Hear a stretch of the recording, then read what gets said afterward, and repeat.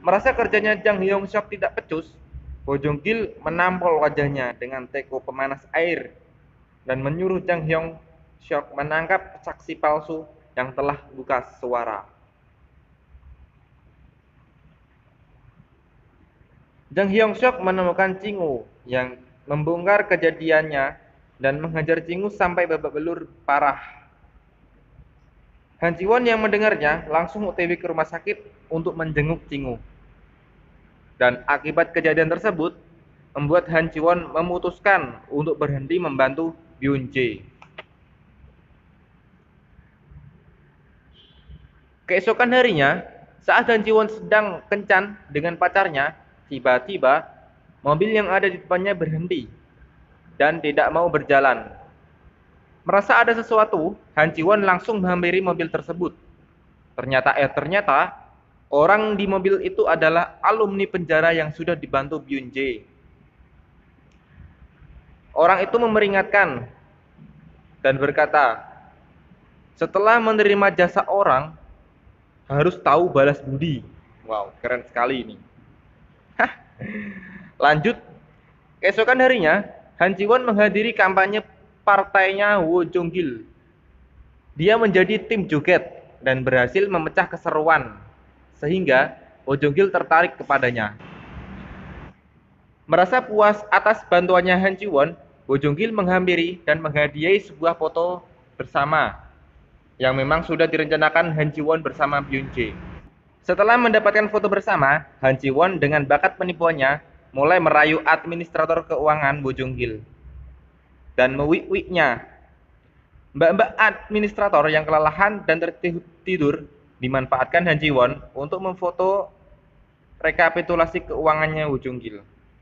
Lalu menyebar foto tersebut sehingga viral di media massa dan diketahui para petinggi-petinggi besar.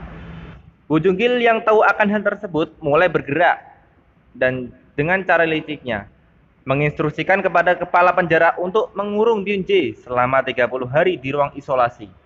Lalu, Byun Jae dengan cepat menghubungi Han Ji-won dan meminta Han Ji-won meneruskan rencananya dengan pikirannya sendiri. Han Ji-won sekarang mulai bergerak dengan terbuka. Saat mengambil uang di bank pun, jiwa-jiwa fuckboy-nya mulai menggoda admin yang manis. Uhui.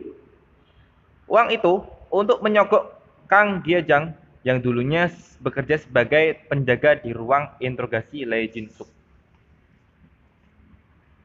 Dan setelah berhasil mendapatkan hati Kang Giajang, kemudian bertemu petinggi-petinggi besar dan mendekati kepala jaksa bagian investigasi yang Min Ho di acara reuni alumni Universitas Seoul.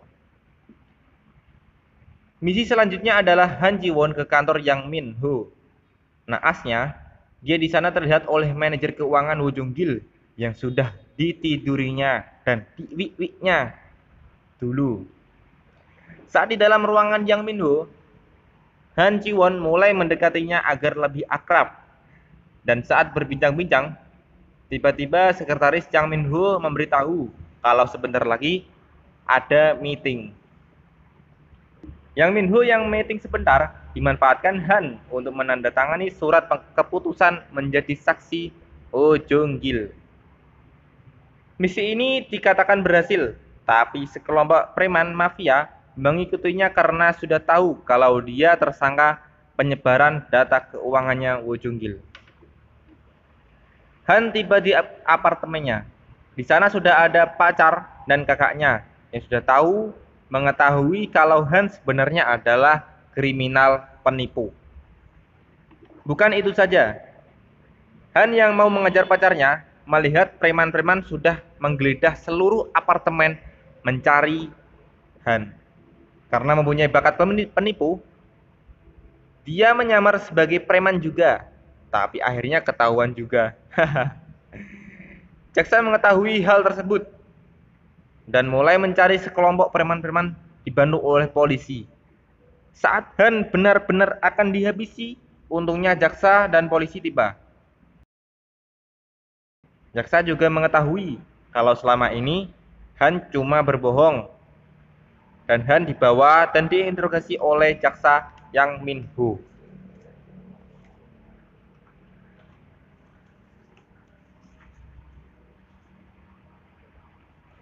Sementara di penjara, Byung-jae ditetangi oleh Woo Jung-gil. Dan disinilah Woo Jung-gil jujur kalau sebenarnya malam saat itu dia memukul Lee Jin-suk dan mengambil inhalernya. Kang Ge-jang menjadi saksi atas kelakuan Woo Jung-gil. Dan tibalah hari persidangan banding Byung-jae.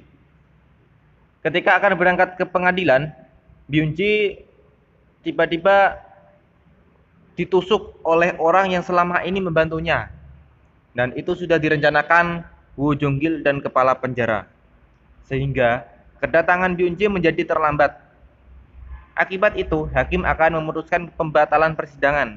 Dan tiba-tiba, Byung-jae dengan tegar menahan rasa sakit berjalan masuk dan persidangan akhirnya dimulai. Han Ji-won menjadi saksi pertama dan menunjukkan kalau dulu dia menjadi peserta demo, dan selanjutnya dia menunjukkan kalau dia tahu keuangan Woo Jung-gil. Lalu Jung-gil menjadi saksi yang kedua. Byung-jae mengungkap fakta-fakta yang dilakukan Woo Jung-gil saat 5 tahun yang lalu dan membuktikan bukti-bukti kalau Woo Jung-gil adalah tersangka yang aslinya.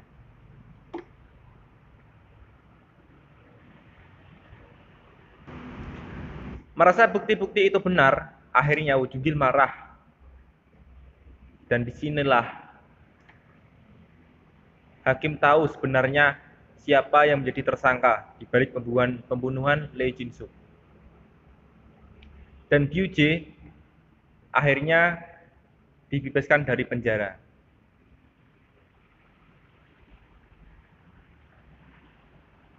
Keesokan harinya, saat Byung-jae keluar dari penjara, tiba-tiba Han menjemputnya.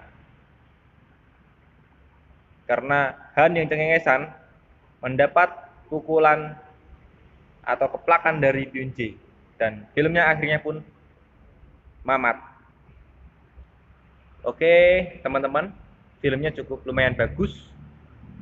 Teka-tekinya ya keren sih. Diselingi dengan adegan-adegan lucu dari Han Ji-won. Rekomendasi sekali untuk rekan-rekan kita. Rekan-rekan kita ini. Rekomendasi kepada teman-teman kalau ingin mengasah otaknya, bisa di-share kepada teman-temannya. Cukup sekian dari saya.